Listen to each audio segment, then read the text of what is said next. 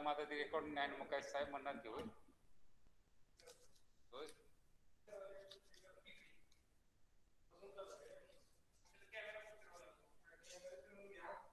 माझा रेकॉर्ड नाही म्हणल्यावर काय उपयोग झाला होय त्याचा काय उपयोग मग रेकॉर्ड नसेल तर कुठं आमची रेकॉर्ड नाही ना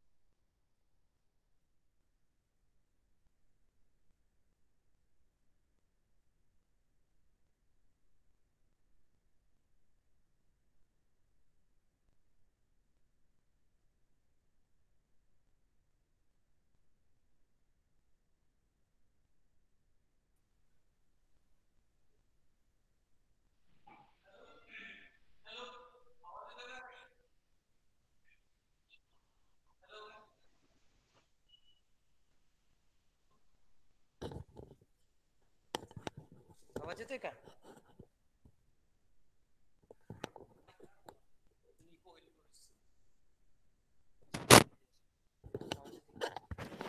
हॅलो, आवाज येतोय का काय? हॅलो,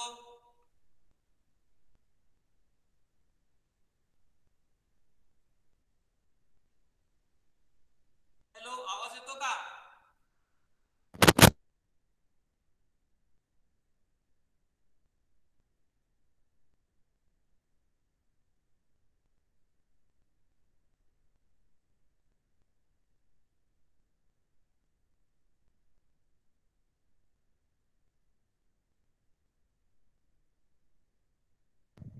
हॅलो,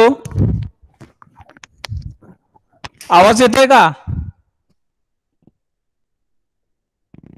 हॅलो,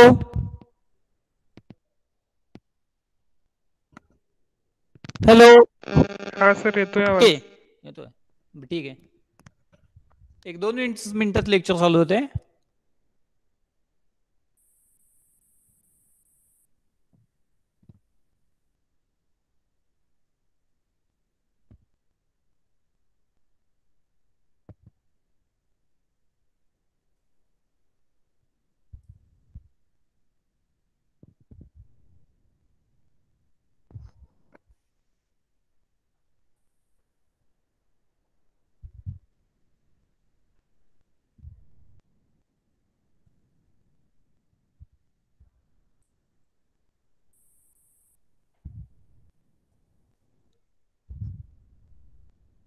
हॅलो, ही पीडीएफ दिसते का तुम्हाला? हॅलो, हा दिसते. दिसतंय ना? ओके.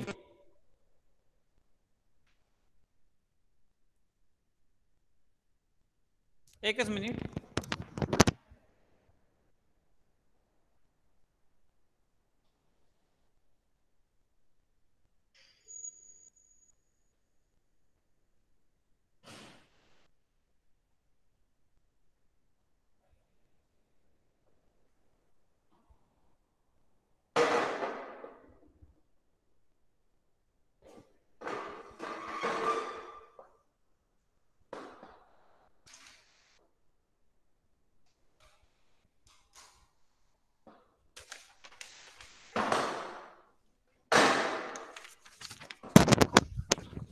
हॅलो, हा,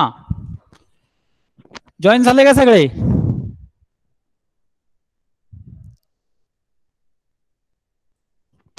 हॅलो, जॉईन झाले का?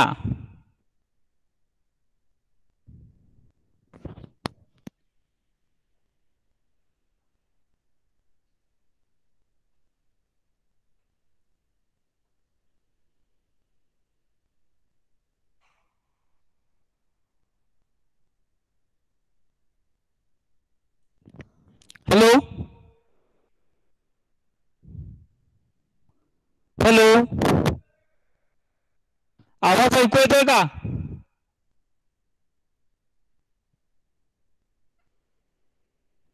हॅलो, हो सर येतोय. ओके ओके, सांगत चला रे पटकन. बघा, काल आपण काय बघितलेला? कॅथोड रे ऑसिलोस्कोप बघितलेला. आज काय करणार आहे आपण? तो कॅथोड रे ऑसिलोस्कोप जो आहे त्यामध्येच त्याचं प्रिन्सिपल आपण काल बघितलं, ब्लॉक डायग्राम बघितली, कॅथोड रे ट्यूब बघितली, पॉवर सप्लाय बघितले, एम्प्लिफायर बघितले, टाइम बेस्ड सर्किट आणि सिंक्रोनायझेशन, ह्या सगळ्या गोष्टींचा आपण काय केला? काल अभ्यास थोडासा केला. त्या पद्धतीनंच कॅथोड रे ट्यूब ऍक्च्युअली कशी दिसते, त्यानंतर कॅथोड रे ट्यूब मध्ये असलेले मेन कंपोनंट कुठले, इलेक्ट्रॉन गन असेंब्ली असू द्या, डिप्लेक्शन सिस्टीम असू द्या किंवा फ्लोरोसेंट स्क्रीन असू द्या, हे सुद्धा आपण काल डिटेलमध्ये बघितलं. आता त्यानंतर आपण काय बघितले? पॉवर सप्लाय बघितले आणि एम्प्लिफायर बघितले. तर आज महत्वाचे म्हणजे आपण 2 पार्ट बघणार आहे. एक म्हणजे आहे time based generator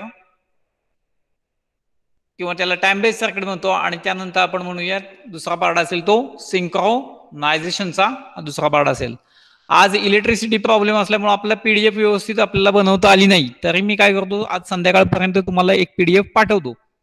basically exam मध्ये तुम्ही काय करायचंय, फक्त जर समजा ब्लॉक डायग्राम ऑफ सीआरओ किंवा सीआरटीचा क्वेश्चन आला तर जेवढे तुम्हाला पीडीएफ दिलेली आहे कालपर्यंत तेवढीच फक्त लिहायची आहे. इथनं पुढचा जो पार्ट आहे, इथनं पुढे जी मी पीडीएफ देणार आहे ते काय आहे, अवांतर वाचनासाठी तुम्हाला देणार आहे पीडीएफ, की काय एक्झाम मध्ये तुम्ही नाही लिहिली तरी चालेल.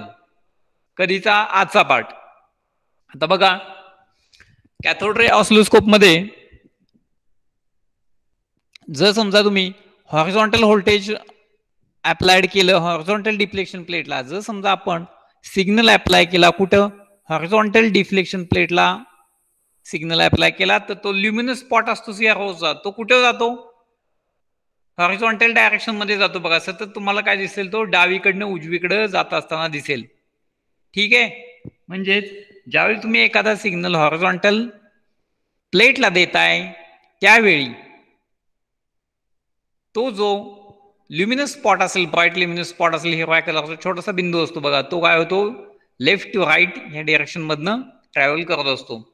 तो नेहमी दिसतो जाताना तुम्हाला डावीकडनं उजवीकडं. आता बघा, पण आपण कशामध्ये इंटरेस्टेड आहे? आपण vertical input to CRO is the voltage under investigation. आपण इंटरेस्टेड आहे कशामध्ये? जो इनपुट सिग्नल आपण व्हर्टिकल डिफ्लेक्शन प्लेटला दिलेला आहे त्यामध्ये आपण इंटरेस्टेड आहे. आता सपोज काही व्होल्टेज मी व्हर्टिकल इनपुटला दिलं, तर हे व्होल्टेज काय असणार आहे? व्हॅरी होणार आहे. कसं व्हॅरी होईल हो व्होल्टेज ते? किंवा ल्युमिनस स्पॉट कसा व्हॅरी होईल? हॉरिझॉन्टली व्हॅरी होईल का व्हर्टिकली व्हॅरी होईल? तर तो कसा luminous spot up and down direction काय होईल? व्हॅरी होईल. आणि in accordance with the instantaneous value of voltage luminous spot will move up and down. जी तुमची अप्लाय केलेली इन्स्टंटेनियस व्हॅल्यू असेल व्होल्टेजची, त्या अकॉर्डिंगच काय होईल, तो ल्युमिनस स्पॉट असेल तो अप किंवा डाऊन ह्या डायरेक्शननं ट्रॅव्हल होईल. म्हणजे बघा, जर समजा तुम्ही हॉरिझॉन्टल प्लेटला सिग्नल दिला तर ल्युमिनस स्पॉट कसा मूव्ह होतो सीआरओ होती? हॉरिझॉन्टल डायरेक्शन मध्ये.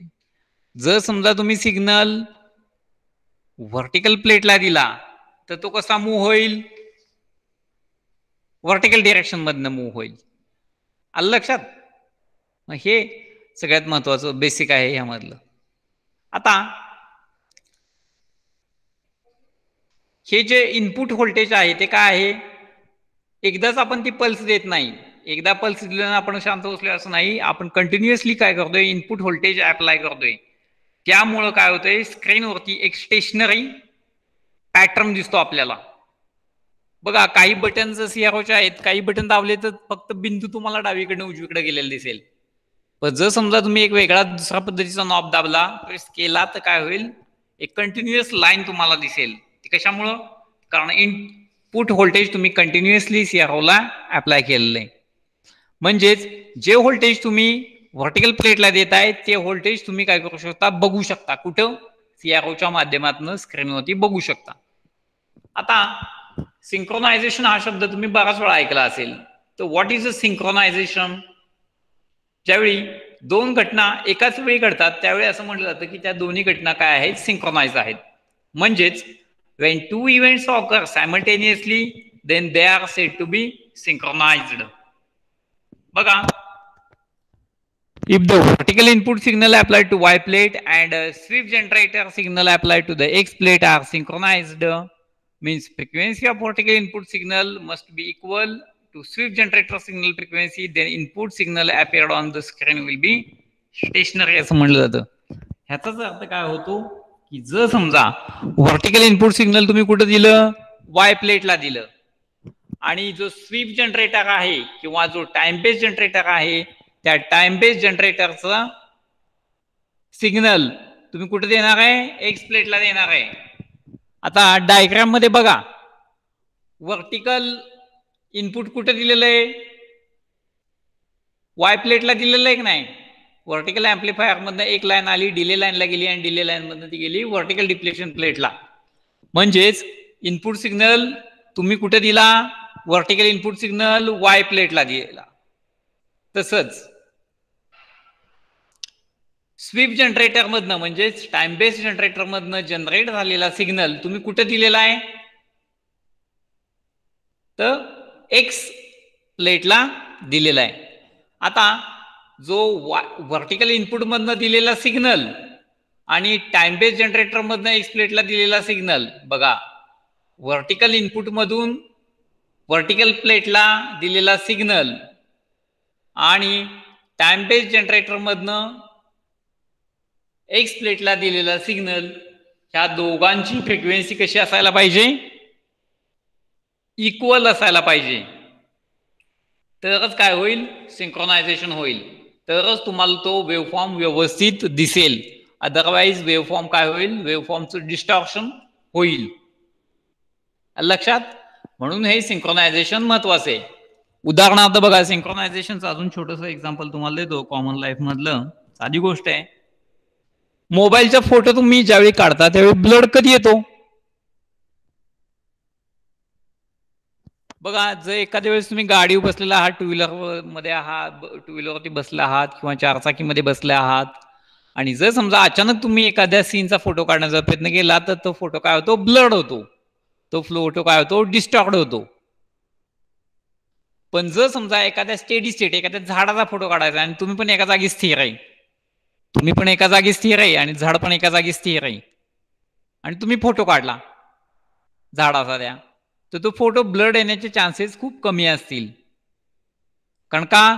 कुठल्याही पद्धतीचं डिस्टॉर्शन होणार नाही. म्हणजेच असं आपण म्हणूया की झाडाची फ्रिक्वेन्सी तुमची फ्रिक्वेन्सी मॅच होते. ऍक्च्युअली फ्रिक्वेन्सी मॅच होत नसते, पण म्हणतो आपण, म्हणूया. का? झाड पण स्थिर आहे, तुम्ही पण स्थिर आहात. जर समजा तुम्ही मोशन मध्ये गेला आणि झाड कॉन्स्टंट असेल आणि फोटो काढण्याचा प्रयत्न केला तर कधी कधी इमेज काय होते? ब्लड होते. म्हणजेच कोणती सीआरओवरती दिसणारा पॅटर्न किंवा सीआरओवरती पॅटर्न दिसतोय, मी तो फोटोच दिसतोय एक प्रकारे इलेक्ट्रॉनचा. तो काय आहे? एक प्रकारे फोटोच आहे. सिग्नलचा फोटोच आहे. Signal actually input 2 volt signal बघितलाय का कोणी? नाही बघितला. 3 व्होल्ट बघितलाय का? नाही बघितला. पण हा जर बघायचा असेल तर तुम्ही तो सीआरओच्या माध्यमातून काय करू शकता? तो 2 व्होल्ट सिग्नल म्हणजे किती पिक टू पिक डिस्टन्स असतं, 3 व्होल्ट सिग्नल म्हणजे किती पिक टू पिक डिस्टन्स असतं, हे तुम्ही काय करू शकता? बघू शकता. म्हणजेच हे करण्याचं काम कोण करते? तर सिंक्रोनायझेशन, सिंक्रोनायझिंग सर्किट करते. आणि हे सिंक्रोनायझेशन घडवून आणण्याचं काम कोण करत असेल? ह्या डायग्राम मध्ये कोण घडवून आणते सिंक्रोनायझेशन? Any guess?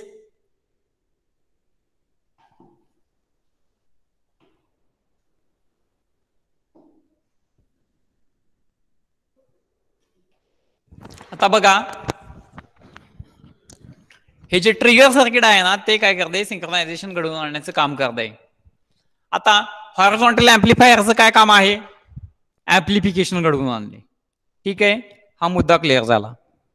आता राहिला कुठला मुद्दा? दोनच. टाइम बेस्ड जनरेटर म्हणजे काय आणि ट्रिगर सर्किट म्हणजे काय. तर त्यातला पहिल्यांदा आपण कोण बघूया? ट्रिगर सर्किट बघूया स्टार्टला अगदी, कारण ते सिंक्रोनायझेशनचं काम करते. आता बघा, when the vertical input signal that is being amplified by the vertical amplifier matches a certain level, it triggers the circuit and the circuit provides the pulse to the sweep generator, ensuring that the sweep generator output is synchronized with signal that triggers it. आता ह्यांना म्हणायचंय काय की जो vertical input signal दिसतोय तुम्हाला, कुठं एक इनपुट सिग्नल दिला, तो कुठे गेला? व्हर्टिकल एम्प्लिफायरला गेला. व्हर्टिकल एम्प्लिफायर मधून काय झाला? तो एम्प्लिफाय झाला. एम्प्लिफाय होऊन तो ट्रिगर सर्किटकडे आला. मग या सर्किटमध्ये एक अशी व्हॅल्यू चूज केलेली असते इनपुट व्हर्टिकल एम्प्लिफायर मधून बाहेर पडणाऱ्या सिग्नलची. बघा, सपोज मी समजतो 1.5 व्होल्ट एवढी व्हॅल्यू ह्या इलेक्ट्रिक सर्किटला दिलेली आहे. कशासाठी? सर्किट ट्रिगर करण्यासाठी. ट्रिगर म्हणजे काय हो? काय होतो ट्रिगरचा अर्थ?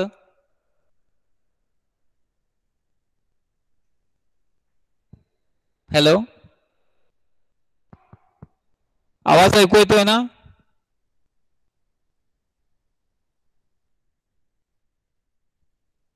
हॅलो, अरे आवाज ऐकू येतोय का?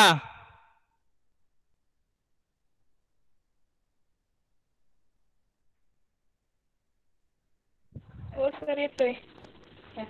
अरे मी प्रश्न काय विचारलाय तुम्हाला, ट्रिगर म्हणजे काय?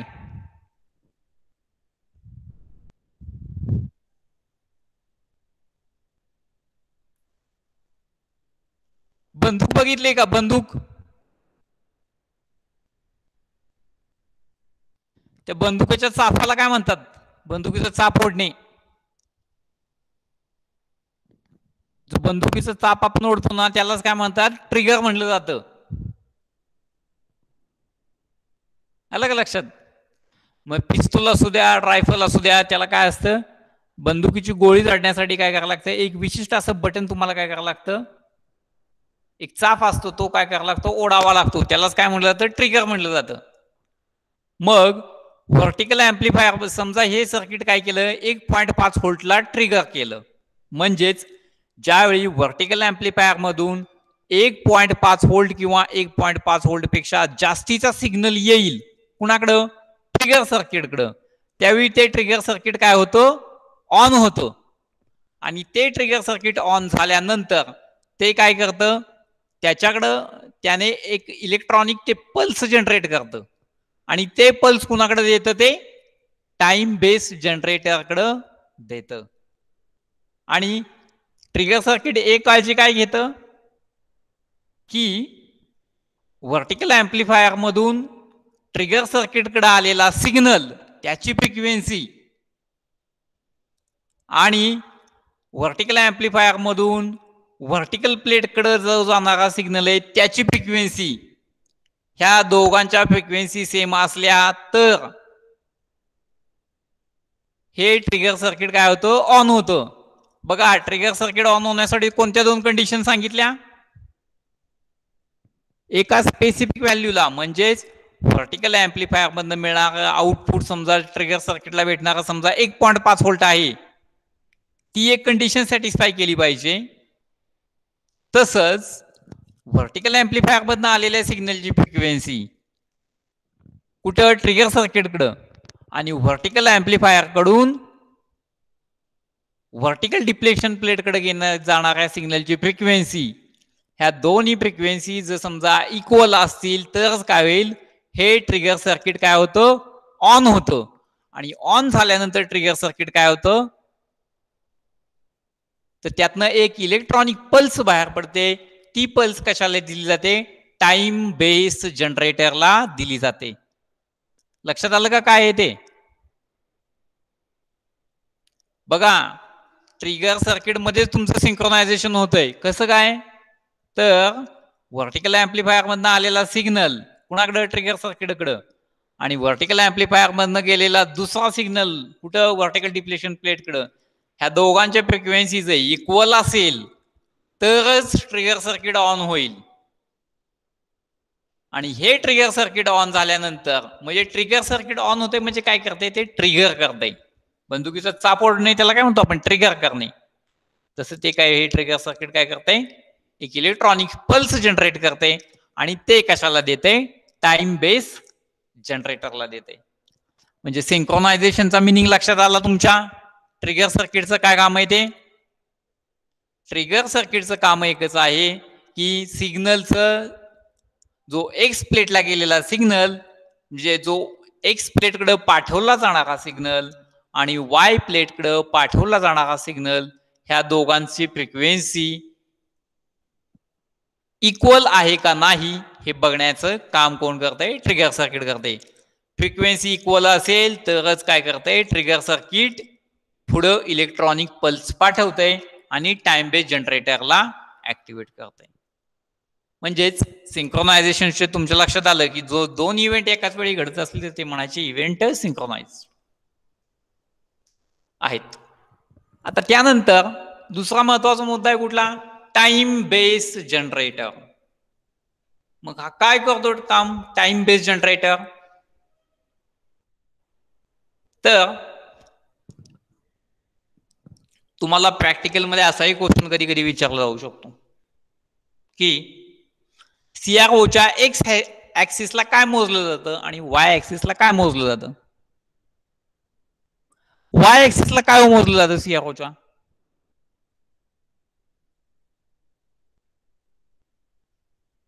सीआरओ मध्ये जे तुम्हाला आलेख दिसतो त्या आलेखामध्ये तुम्ही ज्यावेळी मेजरमेंट घेत असता त्यावेळी वाय ऍक्सिसला काय मेजर करता तुम्ही?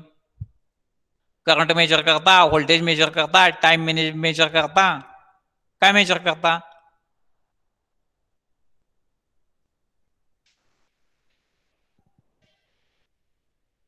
अरे तुम्ही मेजर करता व्होल्टेज आणि time base generator. Time base म्हणजे काय? बेस म्हणजे एक्स ऍक्सिस पकडायचा. एक्स ऍक्सिसला काय असणार आहे? टाइम असणार आहे. मग एक्स ऍक्सिसला जो बीम आहे कुठला, जो ल्युमिनस स्पॉट दिसतो नाही तुम्हाला, तो सतत डावीकडनं उजवीकडे जात असतो. मग तो सतत डावीकडनं उजवीकडे जाण्याचा काम आहे त्याचं, ते कोण का घडवून आणतंय? Time base generator. मग बघा टाइम बेस जनरेटर म्हणजे काय असतो? हा एक प्रकारचा काय आहे? हा सॉटूथ ऑसिलेटर आहे. काय आहे? सॉटूथ ऑसिलेटर आहे. आता सॉटूथ वेव्ह कशी असते माहिती आहे कुणाला? बघा आता इथं दाखवतो मी. ह्या पद्धतीची वेव्ह आहे, ही सॉटूथ वेव्ह आहे.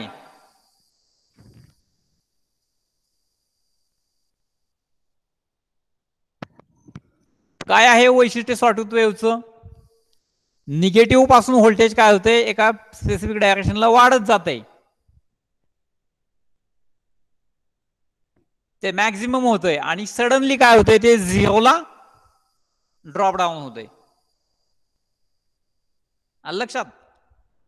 म्हणजेच ज्यावेळी तुमच्या सीआरओ मधला एखादा तो ल्युमिनस पॉइंट सीआरओच्या डाव्या बाजूला असेल त्यावेळी तो कुठे असेल? व्होल्टेजच्या दृष्टी व्होल्टेज किती अप्लाय केलंय त्याला? -1. कुठं? एक्स प्लेटला. आणि एक्स प्लेटला ज्यावेळी व्होल्टेज +1 असेल त्यावेळी तो कुठं असेल? उजव्या साईडला. आणि पुन्हा तो सडनली 0 होतो. म्हणजेच काय होतं? तो स्पॉट पुन्हा पटकन उजवीकडून डावीकडे येतो. पण सीआरओ मध्ये तुम्ही जो स्पॉट आहे तो साधारणतः नेहमी डावीकडनं उजवीकडे जातानाच बघता. असं कधीच होत नाही की तो सिग्नल तुम्हाला, तो स्पॉट ल्युमिनस स्पॉट उजवीकडनं डावीकडे गेलाय दिसेल. त्याचं कारण या आलेखात दडलेलं आहे. म्हणजेच एक्स प्लेटला काय होतं, हे -1 एवढं व्होल्टेज अप्लाय केलं, हे व्होल्टेज पटकन वाढलं, हे +1 ला गेलं, त्यावेळी काय झालं, त्या ब्राईट स्पॉटनं मुवमेंट कशी केली? मी व्होल्टेज कुठे अप्लाय केलेलं आहे? एक्स प्लेटला. म्हटलं एक्स प्लेटला व्होल्टेज मी अप्लाय करतोय, म्हणजेच स्पॉटची मुवमेंट कुठल्या दिशेनं होणार आहे? व्हर्टिकल दिशेनं होणार आहे का हॉरिझॉन्टल दिशेनं?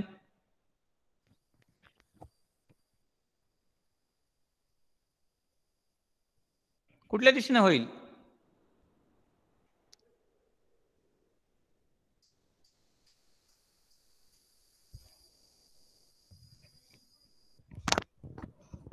अरे क्वेश्चन कळला का? मी एक्स प्लेटला जो व्होल्टेज दिलं तर तो ब्राईट स्पॉट कुठल्या दिशेनं मूव्ह होईल? व्हर्टिकली मूव्ह होईल का हॉरिझॉन्टली मूव्ह होईल?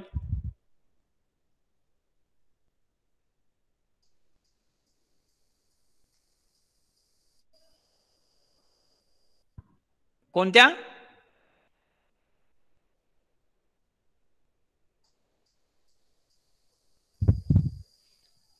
अरे चुकलं तर चुकू द्या, काही नाही प्रॉब्लेम, चुकलं तर चुकू द्या.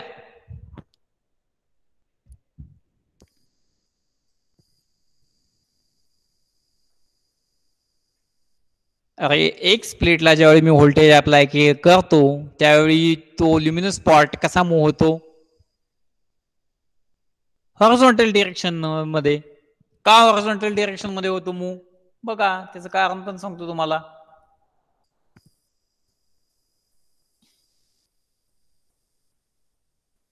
ही कुठली प्लेट आहे? एक्स प्लेट आहे बघा. मग ही एक्स प्लेटला मी इथं व्होल्टेज अप्लाय केलं तर डायरेक्शन कशी होणार आहे? मुवमेंट त्या स्पॉटची हॉरिझॉन्टल दिशेने होणार आहे.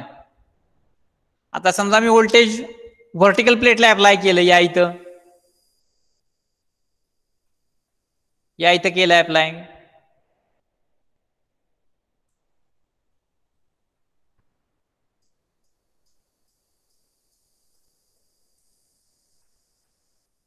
बघा मी समजा व्होल्टेज या इथे अप्लाय केलं तर स्पॉट कसा मूव्ह होणार आहे? व्हर्टिकल डिरेक्शननं. आणि जर समजा मी व्होल्टेज या इथे अप्लाय केलं तर तो काय स्पॉट होईल? मूव्ह हॉरिझॉन्टल डिरेक्शन मध्ये मूव्ह होईल. आलं लक्षात? म्हणजेच टाइम बेस जनरेटर काय काम करतोय? त्या ल्युमिनस स्पॉटला लेफ्ट टू राईट नेण्याचं काम फक्त करतोय. आलं लक्षात? आणि त्यानंतर टाइम बेस जनरेटरचं जे आउटपुट आहे ते हॉरिझॉन्टल अँप्लिफायरला दिलं जातं आणि शेवटी हॉरिझॉन्टल अँप्लिफायरचं आउटपुट हॉरिझॉन्टल डिप्लेशन प्लेटला दिलं जातं. आलं लक्षात? कुणाला काही शंका आहे या लेक्चर संदर्भामध्ये की कुणाला बाबा ट्रिगर सर्किट कळलं नाही किंवा टाइम बेस जनरेटर कळला नाही असं कोण आहे का?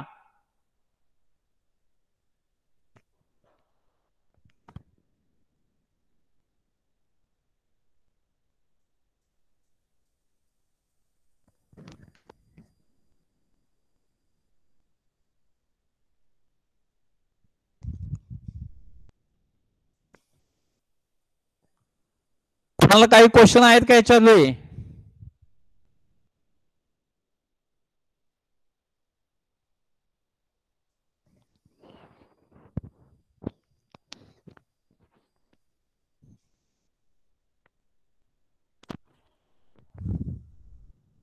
ओके, मग आपण थांबायला काय हरकत नाही. तुम्हाला समजलं का थोडं तर यातलं काय? अगदी थोडा पार्ट समजला तरी काही प्रॉब्लेम नाही, काय अवघड पार्ट नाहीये हा. नेक्स्ट लेक्चर मध्ये आपण सीआरओच्या माध्यमातून